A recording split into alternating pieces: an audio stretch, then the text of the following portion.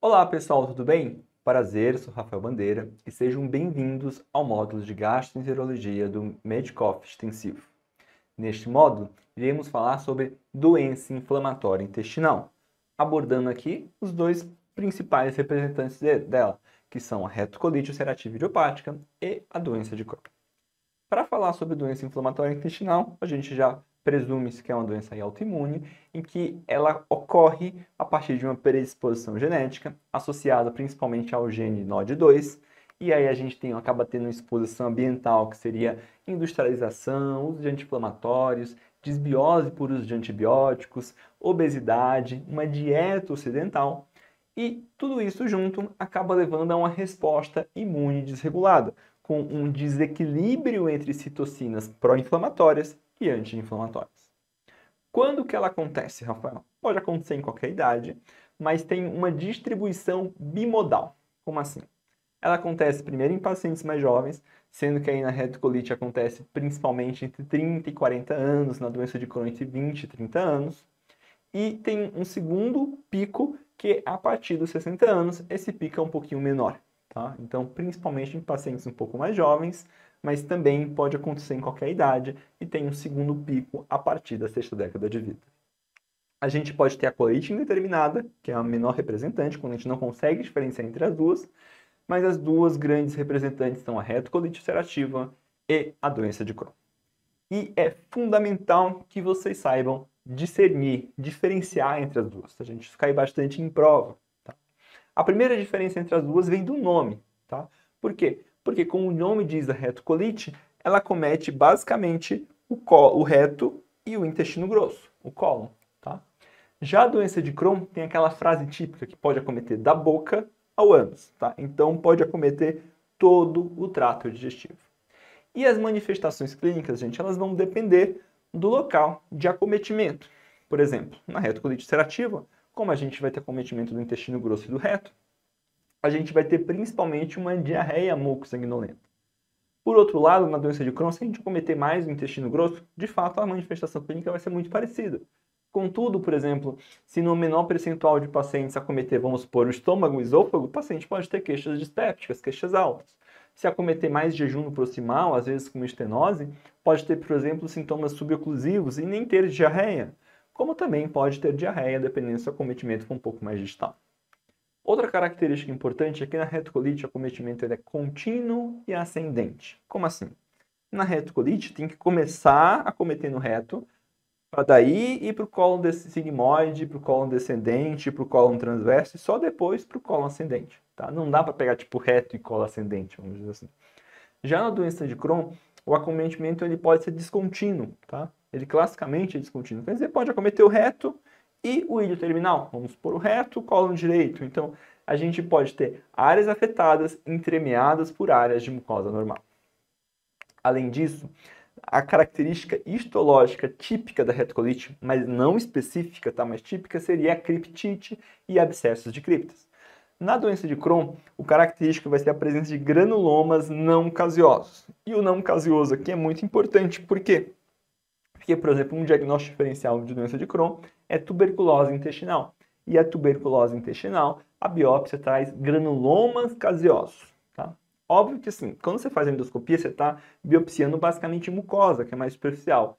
Então, não espere numa biópsia endoscópica ficar encontrando granulomas não caseosos, perfeito? Outra diferenciação que ajuda mais na prova do que na vida prática são essas sorologias, tá? Na retocolite ulcerativa, a gente tem o PANCA, tá? Que é um anticorpo anticitoplasma neutrófilo, que está presente em 60% a 80% dos pacientes de retocolite, mas também pode estar presente em 5% a 15% dos pacientes com doença de Crohn. E na doença de Crohn, a sorologia característica é o ASCA, que é o anticorpo anti-Saccharomyces cerevisiae, tá? Que está presente aí em 60% a 70% dos pacientes com doença de Crohn, mas também pode estar presente em 10% a 15% dos pacientes com retocolite. Como que eu vou lembrar, Rafael? Lembra que ASCA, esse S tá na doença de Crohn. Então, ASCA, doença de Crohn, ANCA, retocolite. Na prova gostam de cobrar bastante essas sorologias, tá?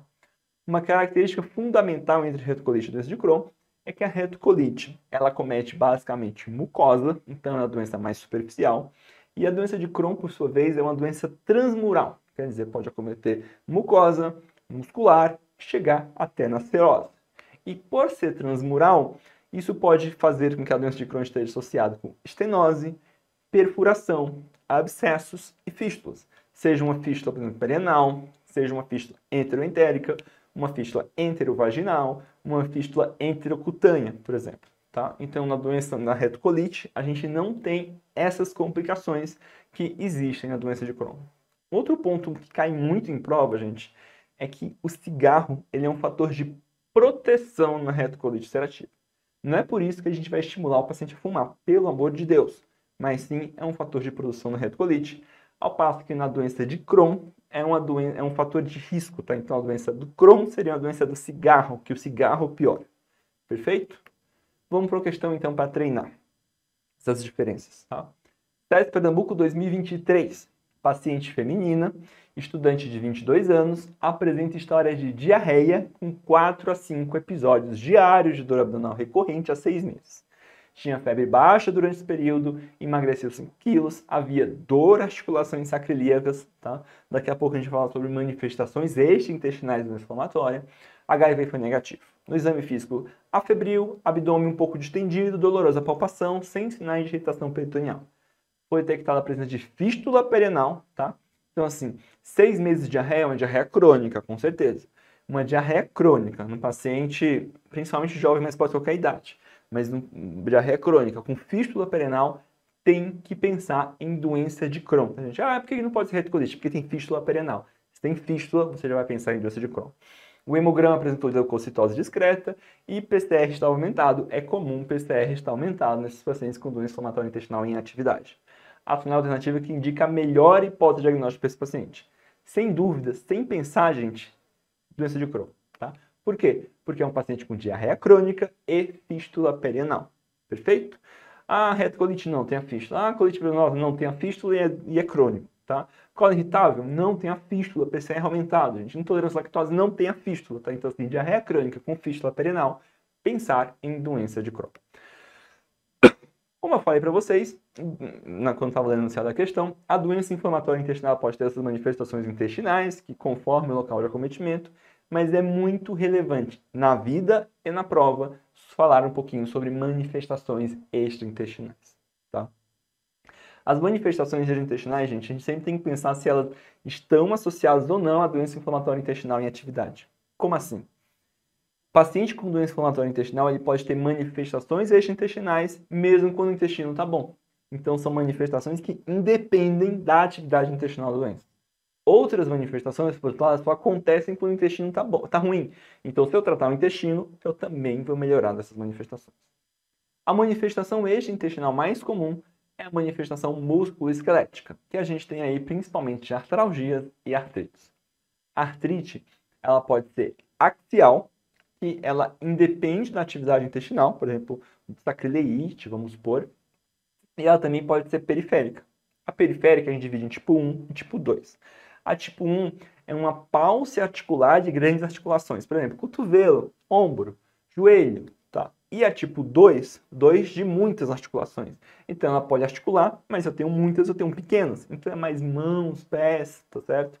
E a tipo 1, ela está associada à doença intestinal, a doença intestinal em si, e a tipo 2, ela não tem uma associação direta com a atividade intestinal. Quer dizer, eu posso ter um paciente com intestino em remissão e mesmo ter artrite periférica associada à manifestação extraintestinal.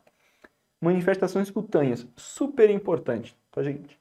Uma das clássicas é o pioderma gangrenoso. Tá? O pioderma gangrenoso, a gente vai ter essas ulcerações, principalmente em membros, tá? Mas também pode ter em rosto, pode ter em mama, tá certo? Pode ter no tronco do paciente, mas o mais clássico é ter em membros, principalmente membro inferior. Ele está mais associado com a retocolite, mas também pode acontecer na doença de Crohn, e ele independe da atividade intestinal. Já o eritema nodoso, vocês devem ter visto já em dermato, ele pode estar associado a diversas outras patologias. Mas ele também pode estar associado a inflamatório intestinal, principalmente doença de Crohn. O eritema nodoso é caracterizado por placas eritematosas bastante dolorosas, principalmente em membros inferiores também. e o eritema nodoso está associado com a atividade intestinal, tá? Podemos ter também úlceras aftosas orais, tá? Essas aftas orais, ulceradas, certo? Que também está associado com a atividade intestinal. Oculares também é uma manifestação muito importante. A gente pode ter a clássica da uveíte, quando o olho está bastante doloroso também, que independe da atividade intestinal, como também pode ter aí episclerite, conjuntivite, que tem aí uma associação direta com a atividade intestinal. Então, basicamente, o que independe da atividade intestinal, gente, aqui? Dor axial, tá? Artralgia, artrite axial, artrite tipo 2 periférica, que é aquela das mãos, vamos por assim, tá? Uveíte e piodermo gangrenoso, esses são os que independem da atividade intestinal. De outras manifestações, a gente tem também hepatobiliares, que a gente tem a colangite esclerosante primária, associada principalmente à retocolite, e também a litíase biliar. De manifestações renais, a gente tem aumento de risco de nefroletise, pelo fenômeno que a gente chama de hiperoxalúria entérica. O que é isso, Rafael? Como a gente tem uma menor absorção de gorduras no intestino, a gente acaba tendo uma maior absorção de oxalato, que acaba sendo mais excretado, e por isso a gente acaba tendo uma maior formação de cálculos renais. Outra manifestação importante intestinal que a gente considera também é a trombose. O paciente com doença inflamatória intestinal, ele tem um maior risco de trombose, principalmente quando ele está com a atividade intestinal da doença. Bom, já sei como se manifesta, como que eu vou agora diagnosticar essa doença inflamatória intestinal? A gente começa aí por exames laboratoriais, exames gerais, principalmente hemograma, para checar se tem anemia, se tem leucocitose, avaliar perfil nutricional, principalmente com albumina, perfil de ferro, vitamina B12, provas de atividade inflamatória como VHS, PCR, e exames de fezes como lactoferrina e principalmente a calprotectina, gente. A calprotectina é um ótimo exame para a gente triar se tem inflamação no intestino. Ela está bastante associada com níveis de inflamação no intestino e ela é útil até para o segmento do paciente para a gente avaliar se ele está em remissão, avaliando a curva de calprotectina se ela está em queda e também aí tentando avaliar se vai ter uma recidiva mais precoce. Os principais exames são os exames endoscópicos, tá? De exame endoscópico clássico que a gente vai ter vai ser a colonoscopia, tá? Principalmente na retocolite, na doença de Crohn também, mas lembrar que a doença de Crohn ele pode ter só cometimento de intestino delgado mais proximal e por isso a colonoscopia pode ser até normal. A endoscopia a gente vai fazer só se o paciente tiver sintomas altos associados e para avaliar o intestino delgado a gente tem duas opções. Uma é a enteroscopia. A enteroscopia é feita principalmente por duplo balão, tá? É uma forma de, pode ser por via alta, tipo endoscopia, ou por via baixa, tipo colonoscopia. E basicamente você vai usando o balão para ordenhar o intestino delgado e assim chegar mais profundo nesse intestino delgado, tá? É um exame um pouco mais demorado, um pouco mais invasivo, bem mais caro, na verdade, que não dá para fazer a torta e direito para todo mundo, mas com algumas indicações específicas. A cápsula endoscópica é outro exame que a gente consegue avaliar o intestino delgado. Só tem que ter cuidado, basicamente, o paciente engole uma cápsula, que vai filmar aí o intestino delgado. E, basicamente, tem que ter cuidado, porque se o paciente tiver sintomas suboclusivos, a gente não pode fazer cápsula endoscópica. Se a gente tiver alguma suspeita de que tem alguma estenose no trato digestivo, algum fator obstrutivo, não dá para fazer a cápsula, porque senão essa cápsula vai impactar e ficar lá presa. Aqui estão achados, por exemplo, então, de exames de colonoscopia, tá? Nesse a gente vê a mucosa só um pouco edemaciada, tá? Um pouco mais, alterações mais discretas, tá? Aqui a gente já vê algumas áreas de eritema na mucosa intestinal. E aqui a gente vê, por exemplo, algumas erosões, um pontilhado de erosões com fibrina. E aqui a gente já vê um pouco de verdade de úlceras nesse trato digestivo, tá? A gente já tem uma atividade um pouco maior aí nessa colonoscopia. Além disso, a colonoscopia, além de ter os achados, ela é importante também para a gente fazer biópsias. Não que as biópsias sejam específicas para a gente fazer o diagnóstico da doença inflamatória, mas principalmente elas são importantes para a gente fazer diagnóstico diferencial. Por exemplo, para diferenciar da tuberculose, que aí vai vir um granuloma caseoso, pesquisar se tem MV, herpes, fungos, pode ser uma colite infecciosa. Colite não é sinônimo de doença inflamatória intestinal, tá, gente? Nem leite não é sinônimo de doença de Crohn. Pode ser um linfoma, uso de anti-inflamatórios, uma colite isquêmica, tá? Então, a gente precisa fazer as biópsias principalmente para diagnóstico diferencial. Os exames radiológicos também ajudam bastante a gente, tá? Classicamente, a gente tinha basicamente o trânsito intestinal, mas hoje em dia a gente tem protocolos de enterografia, tanto enterotomografia como enterorressonância, que trouxeram muito benefício para a gente no diagnóstico e no segmento de pacientes com doença estomatória intestinal. Esses exames radiológicos de enterografia, eles são bons porque eles não são invasivos, eles são muito mais acessíveis que realizar uma enteroscopia ou uma cápsula endoscópica. Eles conseguem avaliar complicações, como, por exemplo, estenoses, fístulas, certo? E eles conseguem avaliar a extensão da doença.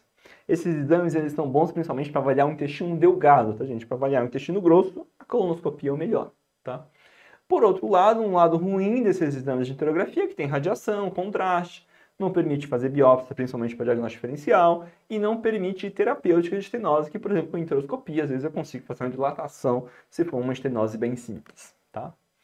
E quais os sinais de doença inflamatória em atividade nesse exame de enterografia? Basicamente, eu vou ter espessamento parietal estratificado, hiperrealce mucoso, densificação da gordura mesentérica, engurgitamento vascular, ulceração mucosa linfonodomegalíase. Como assim, Rafael? Vamos ver na prática. Aqui, por exemplo, nesse primeiro caso, se vocês observarem aqui, vocês vão observar que essa parede aqui, ela está muito mais espessada que essa aqui, por exemplo. Tá? Então, esse espessamento parietal da mucosa denota para a gente que está tendo inflamação dessa mucosa, dessa parede. Tá? Além disso, se vocês observarem aqui, observem aqui e observem isso aqui, tá, gente? Como tem esse hiperrealce mucoso também, tá? Que denota para a gente inflamação. A gente tem também aqui uma densificação da gordura mesentérica. Tá? Podemos ter também, ó, olhem para esses vasos aqui. A gente tem aqui um engurgitamento vascular, que é chamado por alguns de sinal do Pente. Tá? Podemos observar diretamente também, olhem com a diferença aqui para cá, por exemplo. Como tem um espessamento parietal maior e como a gente consegue ver até ulcerações na mucosa nessas imagens. Tá? Então, os exames de enterografia eles ajudam bastante a gente tanto no diagnóstico como no segmento. Uma questãozinha então do ENARE 2022 para a gente treinar. Referente às doenças inflamatórias intestinais, a alternativa correta. A retocolite caracteriza-se por acometimento de todas as porções do trato gastrointestinal. Não, quem se caracteriza por isso é a doença de Crohn. Retocolite é reto e cólon. B. Enquanto o tabagismo tem efeito protetor em relação à retocolite, sim, mas não que a gente vai mandar o paciente fumar, pelo amor de Deus, tá? Está associado a maior risco de desenvolvimento da doença de Crohn. Sim, doença de Crohn, doença de cigarro, é um risco maior. Então já marca a letra B que está correta, mas vamos ler as outras. C. A doença de Crohn pode acometer qualquer segmento objetivo, sim, porém os locais mais frequentemente afetados são o jejum proximal e o cólon distal? Não.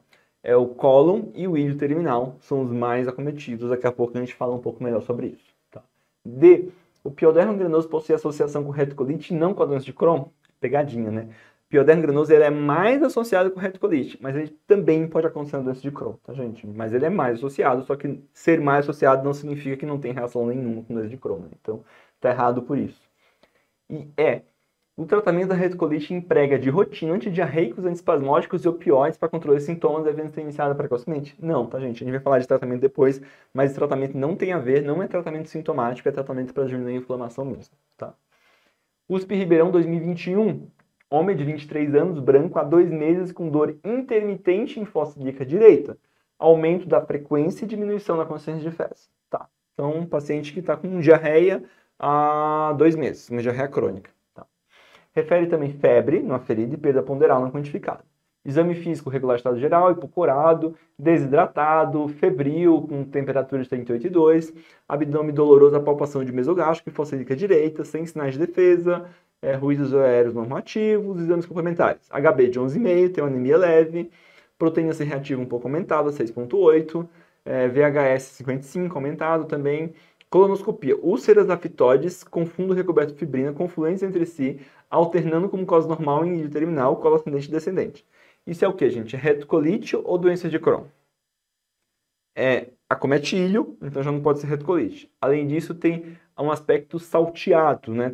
Não é ascendente contínuo, tá? Ele é descontínuo o acometimento, então é doença de Crohn, tá?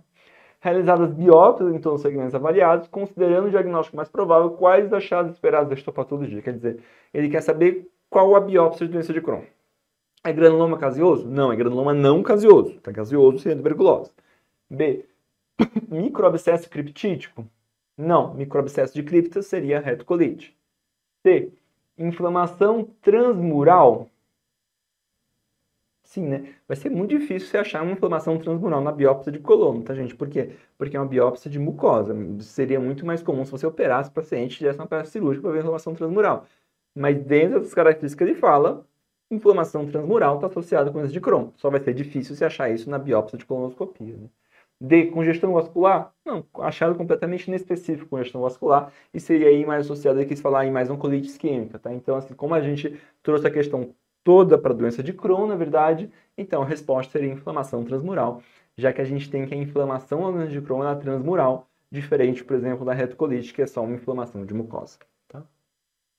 ABC 2021. Mulher de 35 anos de idade, internada na enfermaria de clínica médica, com queixa há 3 meses de diarreia 5 a 7 evacuações diárias, intercalada com período de normalidade.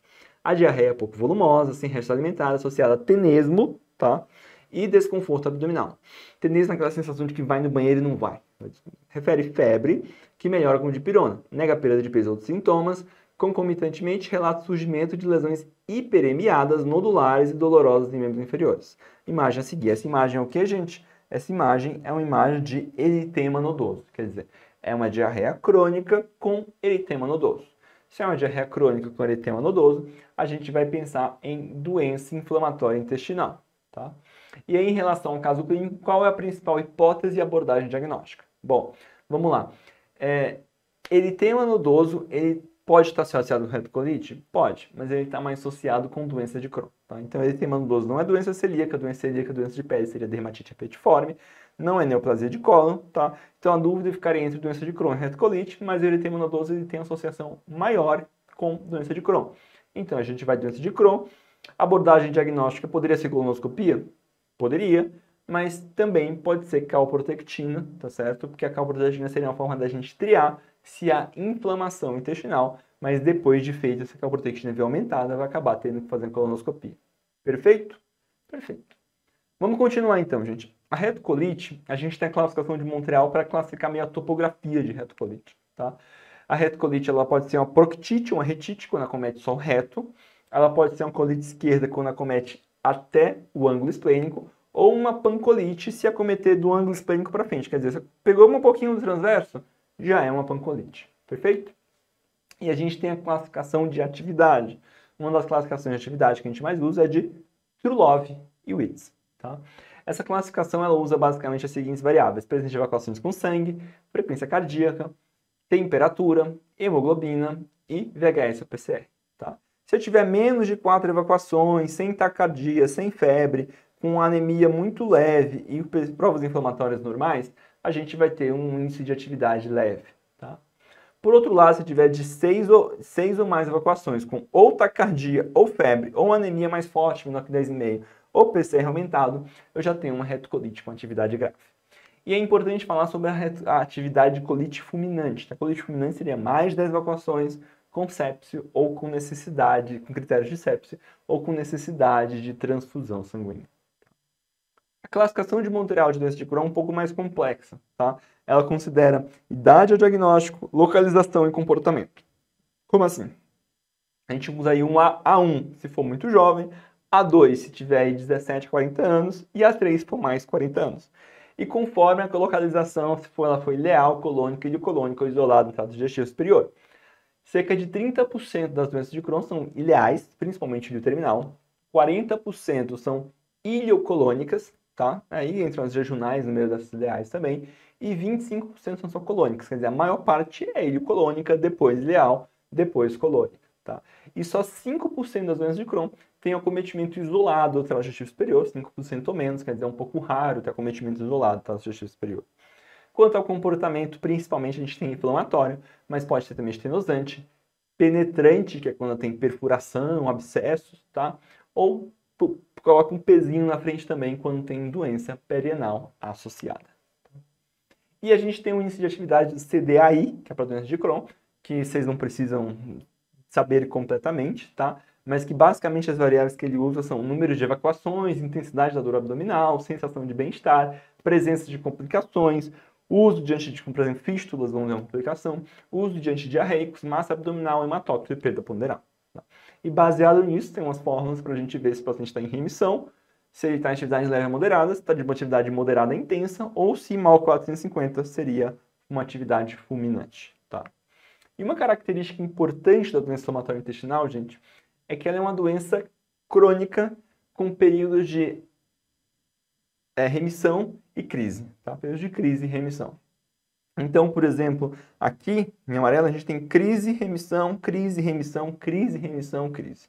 O problema é que quanto mais eu tenho crises e não trato, mais eu vou tendo alterações crônicas. Como, por exemplo, na retocolite, eu começo a ter lesões epiteliais, mas vai alterando a motilidade do meu intestino, vai começando a ter estreitamentos, por mais que não seja estenose, mas estreitamentos, risco de displasia, risco de câncer, até chegar, às vezes, à necessidade de uma colectomia no paciente.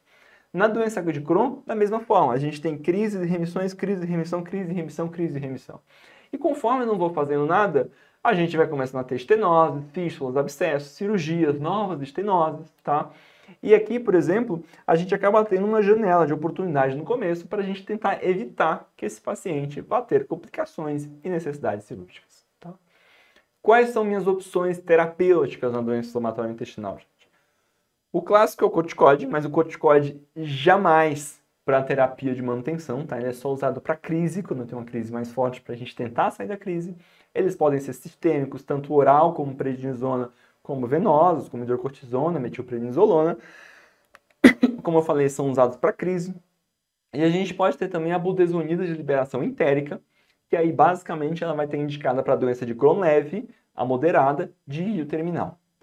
Então, assim, o uso da budesonida, ela também é só para algum momento, ali uns 2, 3 meses, para a gente sair da crise. Ela não pode ser usada como terapia de manutenção para a gente evitar efeitos adversos associados com os corticoides, principalmente o corticoide sistêmico. Classicamente, a gente tem também os aminosalicilatos, tá? Que a gente tem a mesalazina e a sulfasalazina, mas os aminosalicilatos, eles basicamente atuam para desinflamar a mucosa, tá, gente? Então, assim, hoje em dia a gente considera que a aminosalicilato a gente vai usar basicamente para retocolite. A gente não vai usar para doença de Crohn, porque a doença de Crohn é transmural, então preciso de uma atividade melhor do que só uma desinflamação de mucosa. Temos também os imunossupressores. O principal que a gente usa na doença inflamatória intestinal é a azatioprina, mas também pode ser usado o metrexato e também a ciclosporina, principalmente nos casos de colite fulminante. E uma grande classe que a gente tem hoje em dia que ajuda bastante, modificou bastante a evolução desses pacientes, são os biológicos. Os biológicos, na verdade, a gente tem algumas classes hoje em dia, né? Eles começaram a ser usados no início dos anos 2000 para a doença inflamatória intestinal, quer dizer, a gente tem uns 20 anos de prática com biológicos. O principal são os anti-TNFs, os mais clássicos, principalmente o infliximab e o adalimumab. Temos também o certolizumab e o golimumab de anti-TNF. O anti-TNF é o que tem melhor evidência para doença fistulizante, para doença perianal, principalmente infliximab e adalimumab, tá? Então, o paciente com doença fistulizante, fístula perianal, geralmente o anti-TNF ele vai ser a primeira escolha, tá? O infliximab, ele basicamente hoje em dia ainda é só venoso, o adalimumab é subcutâneo, tá? O certolizumab, a gente usa muito pouco na doença inflamatória intestinal, um pouco mais no Crohn, na verdade, mas assim, usa muito pouco o certolizumab. Em teoria, um benefício do certolizumab que podem te cobrar é que ele tem uma transferência placentária limitada, então potencialmente ele seria melhor na gestante, digamos assim. Mas assim, dá pra gente usar, hoje em dia a gente já tem dados para usar os outros biológicos em gestantes, tá? Então não é que você vai usar só o certolizumab se o paciente está gestante, mas em teoria ele teria um benefício melhor, porque ele tem essa transferência placentária limitada. E o golimumab, que no Brasil foi liberado faz pouco tempo, na verdade, é só subcutâneo, mas ele tem uso basicamente restrito para retocolite, tá? A anti-integrina, que é uma anti-integrina alfa-4 beta-7, a gente tem disponível basicamente o vedolizumab. Em teoria, uma das maiores preocupações que a gente tem com anti-TNF é o risco de infecções, principalmente tuberculose. Com o uso do anti-TNF, a gente tem complicações de reativação de tuberculose, e aí a gente pode ter tanto tuberculose pulmonar, como tuberculose em gânglios, como neurotuberculose, vamos dizer assim. E com o anti-integrina, o anti-interleucina 12-23, ele seria mais seguro. A gente tem uma diminuição desse risco de infecção e também talvez uma menor associação com câncer, e com o TNF a gente aí tem essa preocupação principalmente com linfoma e com câncer de pele, tá? O vedolizumab, além disso, outra informação importante é que esse alfa-4 beta-7 ele é muito específico para o intestino, tá? Então, por exemplo, se o paciente tiver uma manifestação extraintestinal que não tem associação com a atividade de doença, por exemplo, uma artrite axial, uma artrite periférica tipo 2, ou uma uveíte, ou um piodermo gangrenoso, talvez o vedolizumab não seja a melhor droga. Por quê? Porque ele é muito específico para o intestino, então ele vai acabar não atuando nessas manifestações extraintestinais que não têm associação direta com o intestino. Tá? O anti-interleucina 12-23 aqui, o grande representante que a gente tem no mercado brasileiro hoje em dia é o ustekinumab. Tá? Ele seria também um pouco mais seguro que os anti-TNF em relação a câncer e infecção. E ele poderia estar associado também aí com um tratamento de psoríase, tá? Ele também é liberado para tratar psoríase. Então, por exemplo, um paciente que o anti-TNF, inclusive, uma das complicações do anti-TNF também, que não é das mais temidas, é mais rara, é que o anti-TNF ele pode induzir lesões parecidas com de psoríase. Então, nesses casos, por exemplo, o ustekinumab é bom, porque ele também trataria a psoríase. E por fim, a gente tem, na verdade, não é bem biológico, seriam mais as pequenas moléculas, que o único que a gente tem disponível no Brasil é o inibidor de JAK, que é o tofacitinib, tá? O tofacitinib é usado basicamente para retocolite. Ele é o único desses que é de medicação oral, e o risco maior dele seria que tem um risco maior de reativação para zoster, tá? Herpes zoster, e também o risco maior de trombose. Então, ter cuidado um pouquinho maior, talvez, em pacientes coronariopatas, digamos assim. De biológico também é importante sempre a gente saber que a gente tem que fazer um preparo pré-biológico para os nossos pacientes. Que seria o quê? Sorologia de hepatite B, sorologia C, de hepatite C, HIV, e fazer um PPD ou um quantiferon ou IGRA para pesquisa de tuberculose latente, mais um raio-x de tórax para pesquisa de tuberculose. Tá? Porque se o paciente tiver esse PPD reativo ou um IGRA positivo, vai acabar tendo que fazer tratamento de tuberculose latente. Além disso, a gente tem que imunizar esse paciente, tá? Para hepatite A, para hepatite B, influenza, pneumococo, difteria, tétano. Por exemplo, no TOF, uma preocupação maior com o zoster, então a gente já tem vacina do zoster disponível também. Então, seria vacinar esse paciente antes de fazer o biológico. Perfeito?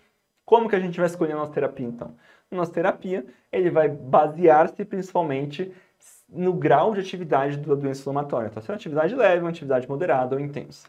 Paciente com atividade leve, com uma retocolite, eu posso usar um aminosalicilato.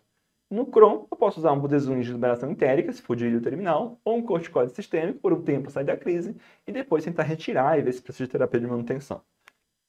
Se for uma atividade moderada, sem fator de mau prognóstico, numa retocolite, eu vou usar um corticoide sistêmico para tentar chegar numa remissão mais rápida, mais aminosalicilato, mais ou menos aí um imunossupressor, como a azathioprina, por exemplo. Na doença de Crohn, eu vou acabar usando o corticoide mais o imunossupressor.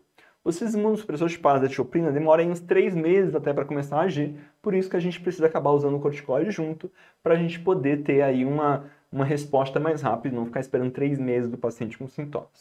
E o que seriam fatores de mau prognóstico? Seriam fatores preditivos de doença de Crohn complicada. Que seriam, por exemplo, um paciente muito jovem, o diagnóstico, doença perianal, uma doença muito extensa, o diagnóstico, úlceras extensas e muito profundas, uma doença estenosante, penetrante, acometimento do trato digestivo superior, que é raro, mas é um preditivo de doença complicada. Então, isso seriam fatores de mau prognóstico. Então, um paciente com uma doença intensa ou com fatores de mau prognóstico, a gente vai acabar usando tanto na retocolite como no Crohn uma terapia biológica, combinada ou não a imunossupressor. Dependendo da terapia biológica, a gente usa imunossupressor combinado principalmente nos anti-TNF, principalmente no infliximab. Meu objetivo junto com o infliximab é principalmente diminuir a imunogenicidade da droga, porque o principal mecanismo de perda de resposta à droga é a formação de anticorpos contra a droga. Então a gente acaba usando o imunossupressor para diminuir essa formação de anticorpos contra a medicação. Outro ponto muito importante que vocês precisam saber, gente, é nos casos específicos de colite grave ou fulminante. Falei para vocês lá que colite fulminante é quando o paciente tem mais de 10 evacuações por dia, está com critérios de sepsis ou com necessidade de transfusão. Quando o paciente tem colite grave ou fulminante, a gente vai pensar nele um pouquinho diferente, tá? A gente vai internar o paciente, tá? Vai fazer corticoterapia venosa sistêmica 3 a 5 dias, seja metilpred, não é dose de pulso terapia, pelo amor de Deus, tá, gente? É uma dose de 1 mg por quilo, então metilpred é 60 mg por dia, hidrocortisona de 300 a 400 mg por dia. Vai fazer alguns cuidados extras com esse paciente, quer dizer, a não ser que ele esteja se esvaindo em sangue, tem que fazer tromboprofilaxia. Mesmo que ele esteja sangrando um pouco, tem que fazer tromboprofilaxia, porque esses pacientes trombosam muito, tá, gente? Tem que descartar infecções tais como Clostridium, citomegalovírus, hidratar o paciente, corrigir distúrbio hidrotrolítico. Lembrar que ele está com diarreia, então ele tem um fator, vai desidratar, vai ficar com distúrbio hidrotrolítico, tá? Antibiótico em pacientes selecionados, que se você achar que o paciente está infeccionado, principalmente porque ele pode ter translocado bactérias, você vai associar um antibiótico, mas não é obrigatório antibiótico para todo mundo. Fazer um raio-x de abdômen, tá? Principalmente porque se tiver uma dilatação de colo maior que 100 centímetros, ele é um paciente que você tem que observar muito, que tem um risco muito grande de acabar tendo complicação de megacolon tóxico e necessidade de cirurgia. E aí, se o paciente respondeu o corticoide 3 a 5 dias, aí você vai para a terapia de manutenção. Abraço.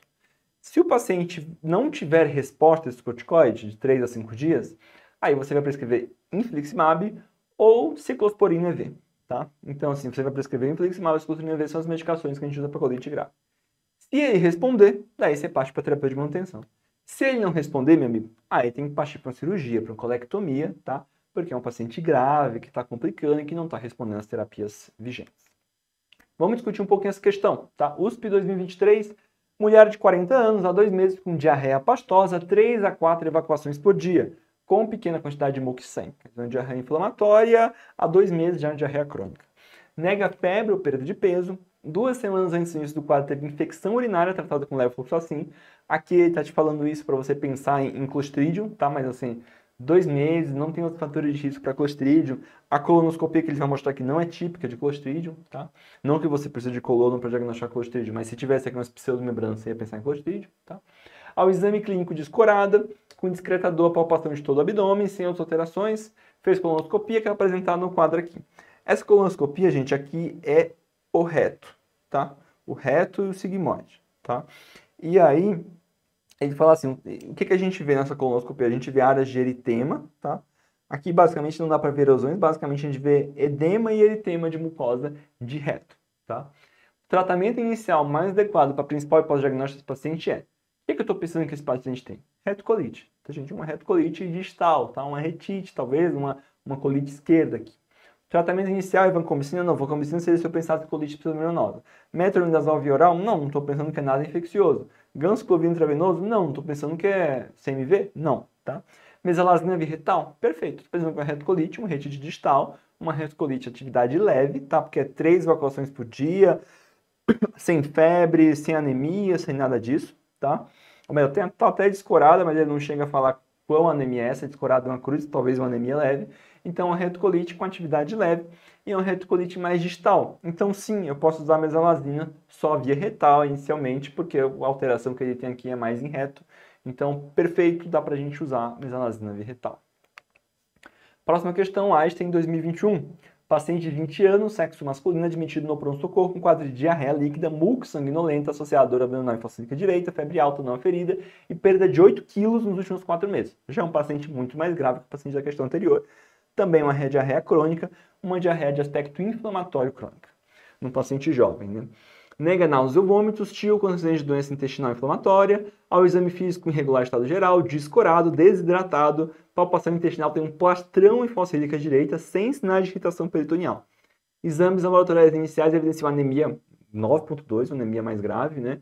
Com microcítica, tá certo? Leucocitose, plaqueta mais alta, que pode ser até por causa da anemia, dessa inflamação, né? PCR 140, tomo de abdômen com espessamento colônico difuso.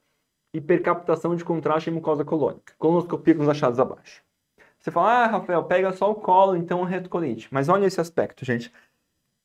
Esse aspecto é muito interessante, porque olha, tem a úlcera e do lado tem mucosa normal. Tem uma úlcera e do lado mucosa normal. Então esse acometimento é um acometimento descontínuo, tá? Aqui de novo, úlcera é uma pancolite? É uma pancolite, mas é uma pancolite com acometimento descontínuo, quer dizer, tem úlceras com mucosa normal. Se eu tenho esse acometimento, gente, eu vou pensar muito mais em doença de Crohn, tá? Ah, retocolite? Não. Por que não é retocolite? Porque tem esse acometimento descontínuo. Doença de Crohn? Pode ser. Linfoma? Pode ser linfoma, Rafael? Oh, poder, pode. Vai, é um diagnóstico diferencial. Mas assim, a biópsia que daria esse diagnóstico, mas não seria a nossa principal hipótese de forma alguma. Então, não é o provável diagnóstico, tá? Mas assim, poderia ser, mas não seria o diagnóstico diferencial, mas não é o principal. Amebíase? Não, tá? Não é amebíase também. A característica típica aí, mais para doença de Crohn. E como que eu vou tratar? Ursoterapia? Não, né? Jamais. Pulsoterapia, sulfasalazina para doença de Crohn, não, nenhum dos dois. Tá? Deve ser a letra B, vamos letra B. Doença de Crohn, combinação de imunossupressor com terapia biológica? Perfeito. Por quê? Porque é um paciente com colite, com uma doença de Crohn grave, tá? Com fatores de mau prognóstico, na verdade, tá certo? E que a gente tem aqui que usar terapia de imunossupressor com terapia biológica. Perfeito. Terapia biológica, mais ou menos imunossupressor, letra B de bola. Nesp 2022. Homem de 40 anos apresenta dor abdominal e diarreia. Evacua cerca de 12 vezes ao dia fezes líquidas com sangue e muco em todas as evacuações. Refere também febre, perda de peso. De antecedente tem uma retocolite, uma pancolite, em tratamento com mesalazina oral. Quer dizer, já tem um diagnóstico de retocolite com uso de mesalazina oral e ele está evacuando 12 vezes por dia. Tá? Exame físico descorado, desidratado, emagrecido, abdômen distendido, dor à palpação difusa e descompressão brusca negativa. A melhor conduta é: Rafael, é uma retocolite com atividade grave, eu já vou marcar aqui fazer antibiótico, ele está com febre, e fazer anti-TNF com infliximab. Não, tá, gente? Não é isso, tá certo? Anti-TNF como infliximab. Não, não é isso. Por que não é isso? Porque aqui, gente, vocês vão ter que lembrar da colite grave, tá? Lembra que eu falei para vocês, quando for colite grave, tem que pensar um pouquinho diferente, tá? Então, esse paciente já tem um diagnóstico de retocolite e ele tem uma colite grave fulminante, tá? É uma colite fulminante aqui, 10 vezes por dia, 12 vezes por dia, com sangue muco, com febre, com sinais de sepse, tá certo? Então, o que a gente vai fazer nesse paciente? Vai ser corticoide interna, corticoide venoso e suporte. Suporte é o quê? Pedir raio-x de abdômen, exames de sangue, pesquisa de Clostridium nas fezes, porque pode ser infeccioso, então a letra D, tá? Ninguém vai fazer um proctectomia total sem tratar, não é para já começar com anti-TNF de primeira linha, no primeiro momento, na verdade, você vai primeiro usar o corticoide, e não é para fazer colonoscopia com biópsia nesse paciente que está com colite fulminante, tá? No máximo, em alguns casos específicos, você vai fazer uma ressonância para fazer biópsia para ver se não tem CMV, mas assim, para diagnóstico diferencial, mas não é o padrão, tá?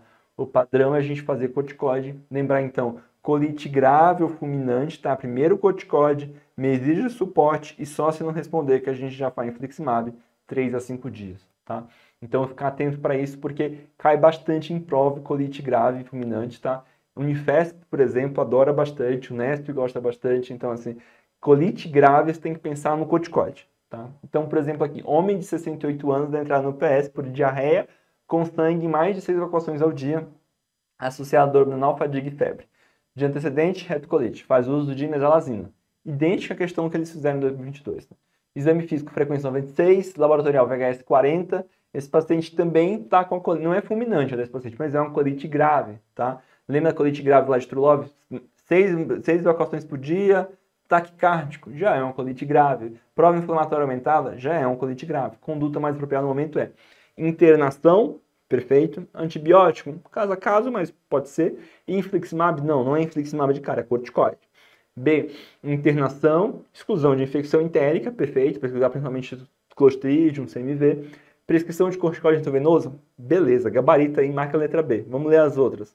Radiografia de abdômen, para descartar megatóxico, perfeito. E uso domiciliar de prednisona, não me engano, porque não, né? O interna, faz distribuidor eletrolítico, enfim, faz corticoide venoso, coisa do tipo. D, colono para confirmação de atividade, não, né? Você vai matar o paciente, perfurar o paciente, tá? Então, letra B mesmo.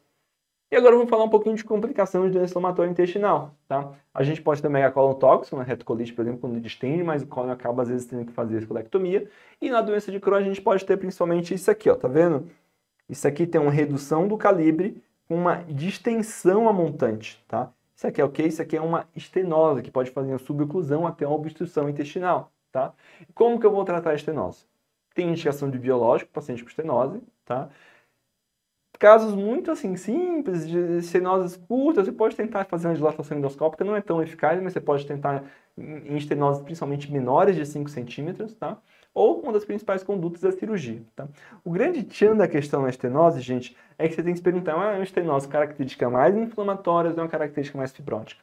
Porque se tiver muita inflamação, com certeza, às vezes, e o paciente não tiver obstruído, às vezes você pode tentar biológico para ver se melhora logo essa inflamação e se abre um pouquinho. Mas se já for cicatricial, basicamente é um aspecto fibrótico, o biológico não vai resolver. Você vai acabar tendo que realizar mesmo uma cirurgia para ressecção dessa estenose, ou às vezes uma estenoplastia, tá? Além da estenose, a gente pode ter fístulas, perfurações e abscesso, tá? Na doença de Crohn. Se tiver uma fístula, uma perfuração, um abscesso, antibiótico, drenar o abscesso, drenar a fístula e depois cirurgia, e também vai acabar precisando de biológico, tá certo? E aí a cirurgia para ressecar a parte que fistulizou, a parte que perfurou. Se tem um abscesso, presume-se que tem uma perfuração, tá? Mesmo que seja uma perfuração, uma microperfuração, mas se tem um abscesso intraabdominal é porque alguma coisa perfurou, tá? Além disso, tem que se atentar para o risco de câncer coloretal nesses pacientes com retocolite e doença de Crohn, principalmente se tiver pancolite, se tiver colangite esclerosante primária associada, tem um risco maior ainda de câncer intestinal e se tiver história familiar. Vamos lá então, César Pernambuco 2020, paciente de 30 anos, sabidamente portador de doença de Crohn de intestino delgado desde os 19 anos, procurou o hospital com queixa de piora da diarreia associada a dor incólica, periumbilical e distensão abdominal. Falou de distensão abdominal no paciente de doença de Crohn com intestino delgado, gente, tem que pensar que esse paciente pode ter uma estenose e está subocluindo, tá? Ainda mais com episódios de vômito. Só tendo apresentado alguns episódios de vômitos na última semana. Então, parece ser um paciente que tem estenose e que está subocluindo. Dentre os exames abaixo, qual não estaria indicado nesse momento para avaliar a atividade de doença, calprotectina fecal pode ajudar? Pode ver se tem inflamação. PCR, tá bom, pode ver se tem inflamação. Endoscopia por cápsula, opa lá. Lembra como eu falei de cápsula endoscópica? Cápsula endoscópica, contraindicação é ter suspeita de suboclusão, ter suspeita de estenose, porque senão essa cápsula vai impactar. Então não dá para fazer cápsula endoscópica. Enterotomografia, enteroressonância, pode fazer ambas para avaliar, vai avaliar bem essa parte da estenose, se tem estenose de fato ou não, mas em cápsula endoscópica não dá para fazer, porque senão vai acabar ficando impactada na estenose. E ANSP 2022. A molécula-alvo, quando uso do vedolizumab no tratamento da retocolite ulcerativa idiopática é: Rafael, precisa saber dos biológicos? Precisa, tá? Precisa saber quais são os anti-TNF, precisa saber o que é uma anti-integrina, precisa saber o que é a anti-interleucina 12-23 e o que é inibidor de JAK, tá, gente? Vedolizumab é o quê? É uma anti-integrina alfa-4 beta-7, tá? Então, não é os outros. 12-23, nem 17 seria o ustekinumab, anti-TNF seria o infliximab, adalimumab, golimumab, bloqueio de JAK seria o tofacitinib, receptor CD4 para doença inflamatória intestinal nem tem, tá? SUS Bahia 2022, homem de 22 anos de idade, procura atendimento ambulatorial por quadro de diarreia há 6 meses. Diarreia crônica no homem jovem. Queixa de perda ponderal, dores articulares. Falou de dor articular também, tem que já pensar na doença inflamatória intestinal no contexto de diarreia crônica, tá? Nega antecedentes conhecidos, ao exame físico apresenta sinais vitais estáveis e encontra-se emagrecido. Ausculta cardiorrespiratória sem alterações e abdômen com dor à palpação de fossa ilíaca direita. A inspeção anal apresenta fissura com ponto de saída de pequena quantidade de secreção purulenta na orelha direita. Quer dizer, fístula, né? Se está saindo secreção, é uma fissura com fístula, tá? Então, assim, o que é? Homem de 20 anos com diarreia crônica, dor articular e uma fístula perianal. Doença de Crohn, tá, gente? Diante do caso apresentado, a conduta terapêutica inicial mais adequada para este caso é corticoterapia associada a infliximab, antibiótico terapia e colocação de CDM, corticoterapia associada a antibiótico terapia e azatioprina associada a infliximab. Vamos lá. Fístula perianal vai precisar de biológico. Dos biológicos, anti-TNF nos melhores. Mas, gente, ele está com fístula, está com secreção purulenta, deve ter ali um abscesso perianal, talvez. A gente precisa primeiro tratar a parte infecciosa, tá? Então, assim, antes de fazer o biológico, tem indicação do biológico? Tem. Mas eu preciso tratar essa fístula, talvez esse abscesso perianal. Então, é antibiótico terapia e colocação de sedênio, porque eu tenho que drenar essa fístula primeiro. Uma vez a fístula estando drenada, aí sim eu prescrevo biológico, infliximab pode ser uma boa opção, pode ser associado com a azatioprina sim, tá? Mas primeiro eu preciso drenar. Porque o que acontece? Se eu der nessa fístula, que talvez tenha um abscesso lá dentro, já der o biológico, essa fístula fechar, daí eu vou fazer um abscesso fechado lá dentro, então eu posso fazer até uma infecção disseminada nesse paciente, tá? Então primeiro eu tenho que drenar esse abscesso, essa fístula, para depois eu poder fazer o biológico, tá? USP Ribeirão 2020. Mulher de 40 anos em segmento por doença de Crohn, diagnosticada há 10 anos. Em uso regular de azatioprina, 2.000 mg por quilo. Basicamente, então, ela usava monoterapia com imunossupressor. Há 3 meses apresenta episódios de cólica abdominal e emagrecimento. Ao exame emagrecido, hipocorado e hemodinamicamente estável. Ao abdômen dolor, entretanto, nota de distensão leve e peritonitismo invisível. O que eu vou pensar no paciente com Crohn, que ele não fala de onde é, mas que talvez aí seja de delgado, né? Que tenha distensão abdominal. Crohn com distensão abdominal tem que pensar em suboclusão ou oclusão por estenose, tá? Fez um trânsito intestinal, vide a figura. O que a gente vê aqui no trânsito intestinal, gente? Ele fala que tem fibrose do delgado e tem um segmento super longo, tá, gente? Super longo, afilado, com distensão montante. Então, o que esse paciente tem de fato? Esse paciente, de fato, tem uma estenose bem longa de delgado, um aspecto mais fibrótico, tá? Se é um aspecto mais fibrótico, eu vou acabar tendo que operar mesmo esse paciente para ressecar. E aí, por isso que ela está tendo suboclusão, essa distensão, essa perda de peso. Qual a melhor conduta? D. Internação e pulso venoso de corticoide? Não, né? Até é justo internar, que está meio emagrecido, né? Mas pulso venoso de corticoide nem está inflamado, é mais fibrose, vai abrir a estenose? Não. C. Terapia biológica endovenosa? Até tem indicação de terapia biológica, tá? Mas enteroplastia, estenose é super longa, gente. Enteroplastia não vai resolver, tem que ressecar mesmo, tá? B. Coluna de urgência e dilatação?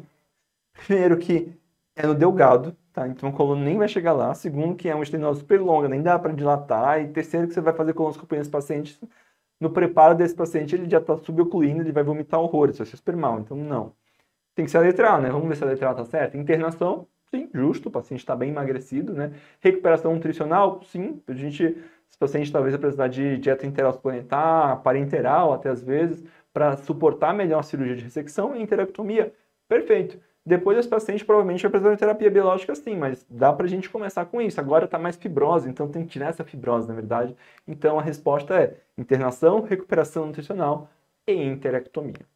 Gente, espero que tenham gostado, espero que tenham visto aí os principais detalhes do inflamatório intestinal. É uma aula um pouquinho mais longa, mas é porque cai bastante na prova, tá? E qualquer dúvida é só perguntar. Estamos à disposição. Nos vemos nos próximos módulos. Abração.